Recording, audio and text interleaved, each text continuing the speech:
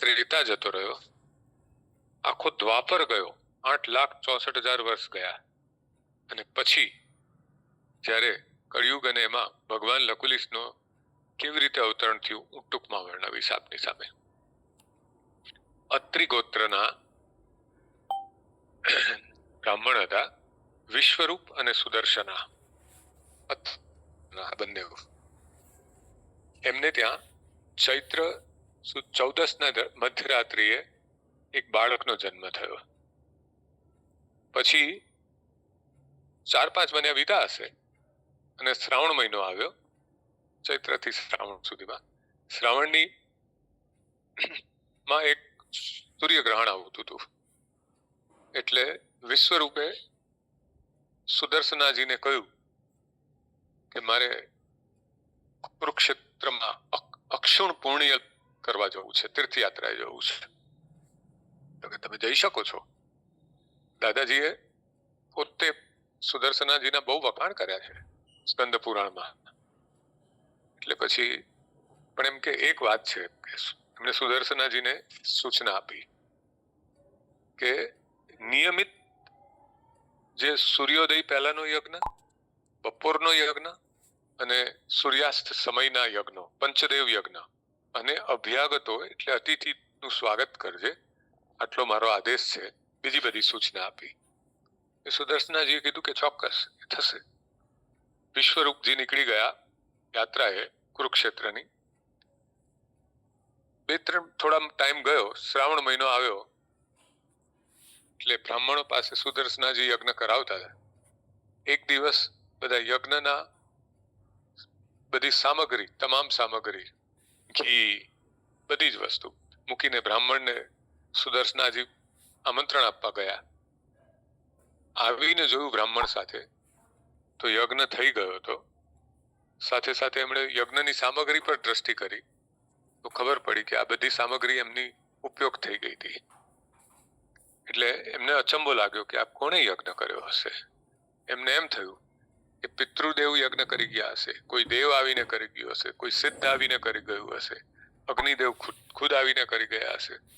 પછી આ ક્રમ થઈ ગયો, સવાર સાંજ યજ્ઞ આવી જ રીતે થતો હતો.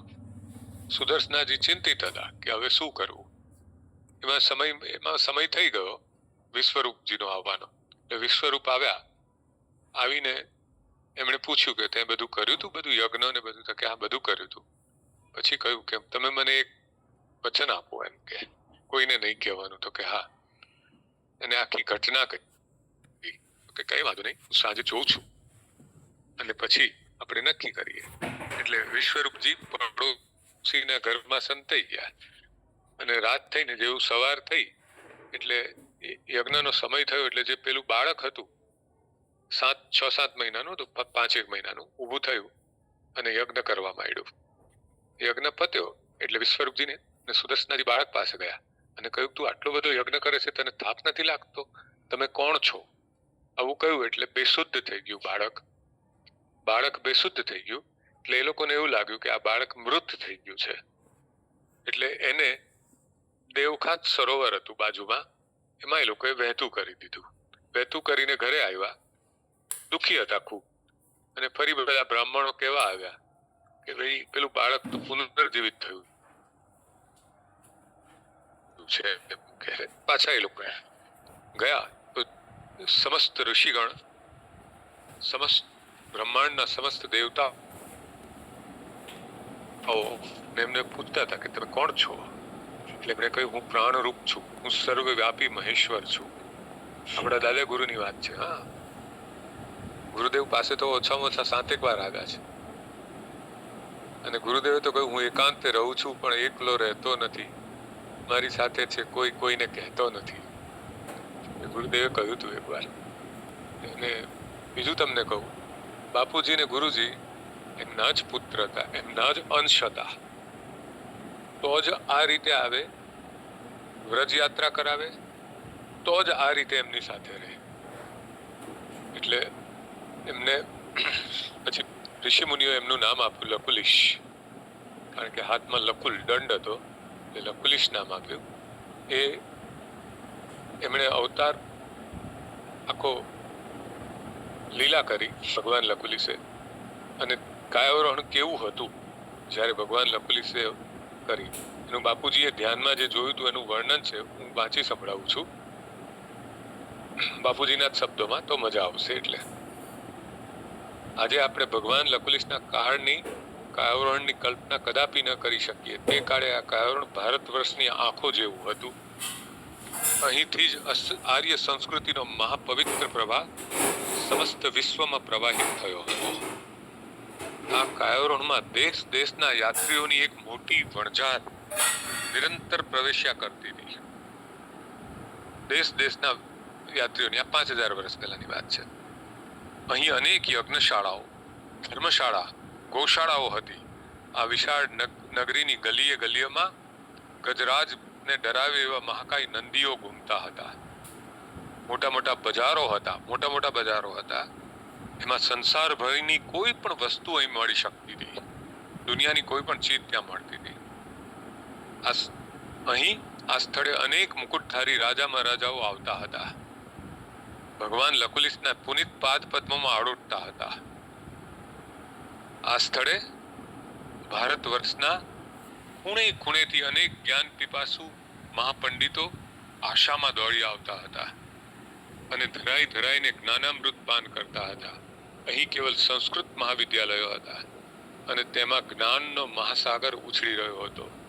અહીં તપોવનો પણ હતા. તેમાં અનેક પ્રકારના યોગોની આરાધના કરનારા યોગીઓ પણ હતા. ભક્તિ દેવી તો આ કાયાવરોહણના મધ્ય ભાગમાં પલાંટી વાળીને બેઠા હતા. આમ આ કાયાવરોહણ જ્ઞાન, યોગ અને ભક્તિનું પરમધામ હતું. લોક પ્રસિદ્ધ કાશી પણ આ દક્ષિણ કાશીના ધ્યાન કરતી હતી. તે કાળે પ્રાતઃકાળ અને સાયંકાળની આરતી વખતે એક સાથે અનેક મંદિરોના નગારાઓ પર દાંડીઓ નાચતી હતી. શંખ ધ્વનિથી વાતાવરણ ભરાઈ જતું હતું. ઝાલરોના નાદ દૂર દૂર દોડી જતા હતા. હર હર મહાદેવના ધ્વનિથી ગગન ગાજી ઉઠતું હતું. બાપુજીએ કરેલું, એમને જે ધ્યાનમાં બતાવેલું કાયાવરોહણનું વર્ણન છે. પછી એમણે બીજું બધું પણ લખ્યું છે. એ હવે મેં આગળ એકવાર વાત કરી હતી, પણ એટલે એક વાત કરીને હું આ મારું પૂરું કરું છું.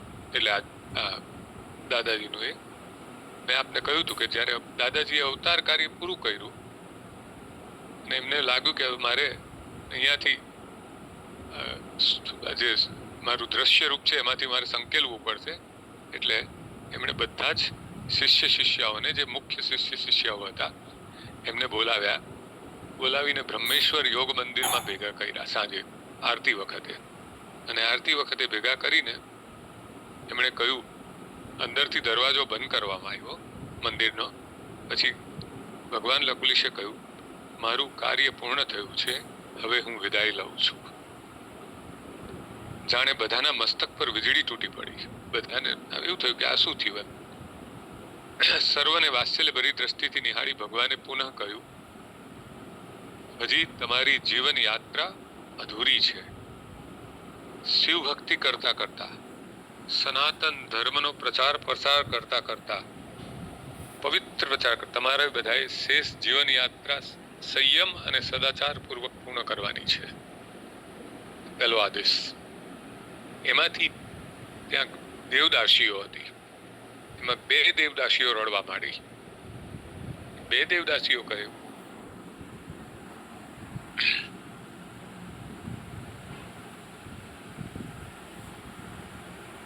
જો ગુરુદેવ, સી રીતે જીવાશે આપના વગર? આપ જ અમારું જીવન છો. પેલી દેવદાસીએ કહ્યું, આપના વિના નહીં જીવાય. અમને શરણાગતોને છોડશો નહીં. આ દાદાજીનો આન્સર છે, એ ગુરુદેવનો પણ આન્સર છે. આજની તારીખે ગુરુના હોઠ પર, એટલે ભગવાન લકુલિશના હોઠ પર અતિ મધુર હાસ્ય ફરી વળ્યું. બોલ્યા, મેં તમને જે કર્તવ્ય ચીંધ્યું છે એ કર્તવ્ય જ મારું સ્વરૂપ છે.